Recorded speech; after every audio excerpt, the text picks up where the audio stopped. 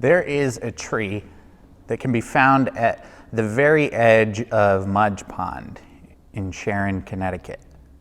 Some of its roots stretch out from the edge of the land and plunge into the water, and the rest anchor it to the land beside the lake. One root is large enough that many, like myself, have used it as a bench on a sunny day at the United Church of Christ Retreat Center in Sharon, Connecticut. It sits tall enough that my feet can dangle in the water, and its branches swoop out from over the edge of the lake, shading the water's edge. It's a place that I go when I get a chance to sit and reflect on all that's happened since the last time I found myself visiting this spot, and it has become a place to consider where I've been, where I am, and where I might be headed. A place to pause and just be. When I encounter and read this first psalm, I think of this place. The imagery of a tree planted by streams of water comes to life in this place. It's a place of crisp air, clean water, and rich earth, where I, and I'm sure others, find space for God's love and God's wisdom to fill our cups within. Now, it's fitting that the Psalms, a collection of the prayers, hymns, and poems of ancient Israel, begins on the subject of wisdom, particularly the ethics, lifestyle, and decisions that we make. It lays a foundation for all who read it, tilling soil that is waiting for our roots to sink deep and dig into the soil in order that we might be anchored in God's wisdom. Now, the psalm refers to the one who delights in and meditates on the soil of God's wisdom as blessed, allowing themselves to be rooted in that wisdom. Now, we as readers, seeing this, are posed a question right up front, the very beginning of the book of Psalms, in this description of a blessed one. Will we choose to walk in the ways of the wicked, stand in the way that sinners take, and make company with those who mock others? Or will we choose to take root in the wisdom that God has to offer? The choice seems easy to make, and the result, a peaceful existence like a tree planted by water, living in peaceful and carefree bliss. But clearly it's not that simple. It rarely ever is. The choice between the righteous and the wicked seldom is ever laid plain before us. Wickedness rarely presents itself as an absolute, easily recognizable evil, dressed in red, wielding a pitchfork, breathing fire with giant horns on the top of its head. It more often mimics the peace that we seek, promising us prosperity and using similar words to describe a life like the life that God offers. Now, it's easy to get caught in the false promises that wickedness can make, because everyday wickedness isn't necessarily evil. It often can present as good soil for roots to draw life from and to be nourished by. Wealth, pleasure, and leisure, all of these things can promise comfort just as much as God can.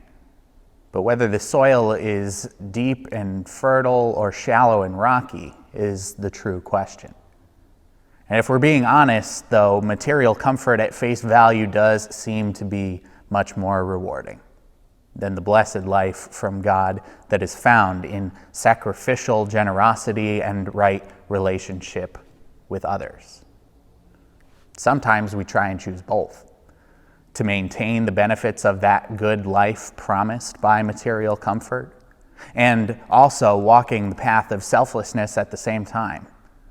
It's a balance that is impossible to do well.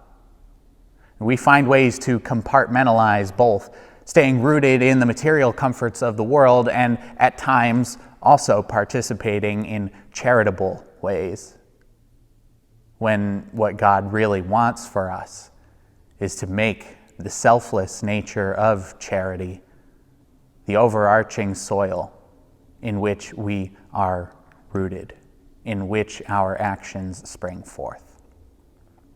It's the tough thing about leading a blessed life. It doesn't always mean we can count on financial stability, happiness that comes from that, or even the comfort promised by it. Because if we did, we wouldn't be counting on God. Dr. Clint McCann, who is a world-renowned Psalms scholar and a professor of mine in seminary, discusses this blessed life that Psalm 1 refers to, saying that, quote, "The goal of life is not to be found in self-fulfillment, but in praising God. Prosperity does not involve getting what one wants, but rather it comes from being connected to God, to the source of life." Now, Dr. McCann's words illuminates an understanding of what praise means, and ultimately what it means to be firmly rooted in the path that God hopes we will walk. Praise or worship, rather than being a small part of life, is meant to be holistic. In much of modern American Christianity, praise and worship are compartmentalized to a particular expression of our faith, most often known as this corporate worship experience that we participate in and week out. Worship in our context and culture has a defined and a limited and a compartmentalized understanding. But what God wants us to understand, what really God wants for that understanding, is for it to be expanded. Rather than viewing worship as this time where we sing together and reflect, God wants us to see every moment as an opportunity for praise and worship in their broader and original sense, which sees praise and worship as actions that honor God. When we understand worship as any opportunity to honor God throughout our daily lives, throughout our actions, it opens up a whole host of possibilities for us to live a life that is praise-filled. If we can see anything, whether it's church-related or not, as an opportunity to honor God, we begin to replant ourselves.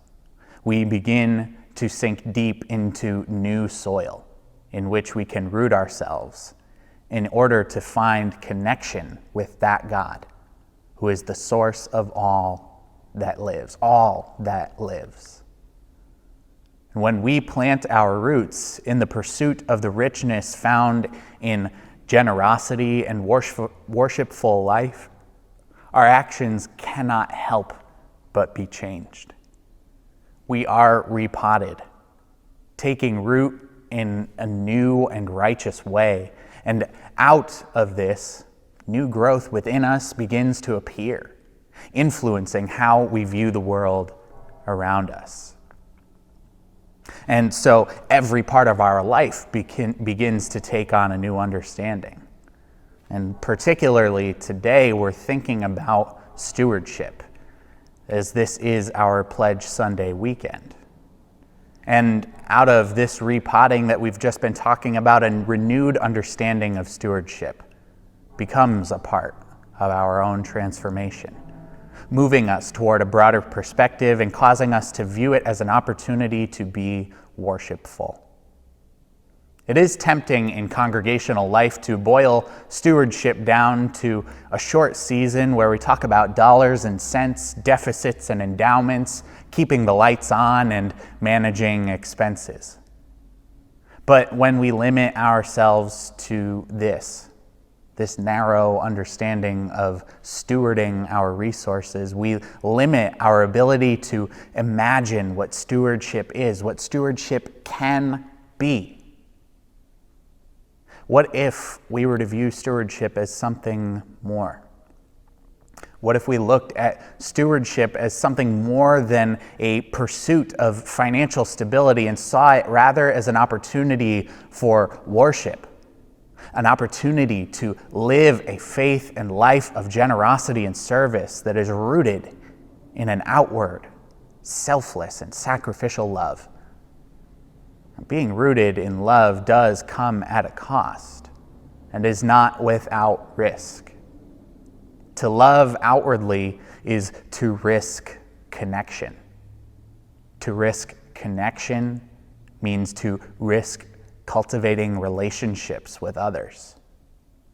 To risk cultivating relationships with one another means risking the loss of that relationship at some point. Some of us here have experienced that risk coming to light in our own lives through the loss of loved ones, an unavoidable part of that love that we are meant to live with.